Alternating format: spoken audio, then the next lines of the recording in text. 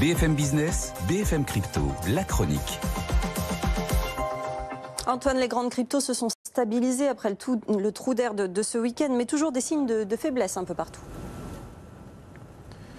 Oui, 20 000 $ tout juste pour le Bitcoin. On surnage au-dessus des 1000 pour l'Ether. On sent que le marché a du mal à trouver des supports. Si on regarde à long terme, on semble vraiment avoir écrémé la montagne de gains qui court depuis fin 2020, qui a culminé avec les plus hauts absolus de novembre dernier.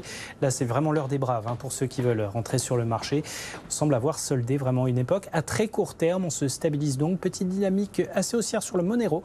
En revanche, un coup de faiblesse qui persiste sur le Bitcoin Cash. Antoine, le timing est particulièrement bien choisi. ProShares va lancer dès aujourd'hui un ETF, un produit financier coté, qui va permettre de vendre le Bitcoin à découvert. Et oui, ProShares, qui avait été un des premiers grands noms de la finance classique à proposer aux États-Unis des produits financiers, des ETF adossés au Bitcoin. C'était il y a 8 mois, quand le Bitcoin était au plus haut historique à peu près.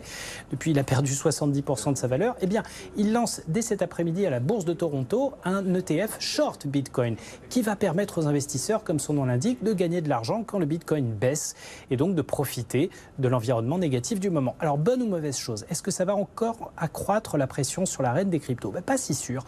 Déjà, les ETF short, ça existe sur une multitude d'actifs plus classiques. Ce n'est pas que de la ville spéculation, ce n'est ni plus ni moins qu'un produit financier de couverture pour se prémunir contre la baisse de l'actif en question et protéger d'éventuelles positions en dur. Et puis depuis quelque temps, la principale interrogation, c'est la liquidité du marché crypto. Et là, on le sait, on se heurte à des obstacles techniques parce que c'est la blockchain qui contrôle la création monétaire. Là, avec ce genre de produit qui constitue une nouvelle passerelle entre les cryptos et la finance classique, on fait une sorte de pontage qui permet d'une manière ou d'une autre d'augmenter la liquidité et les flux.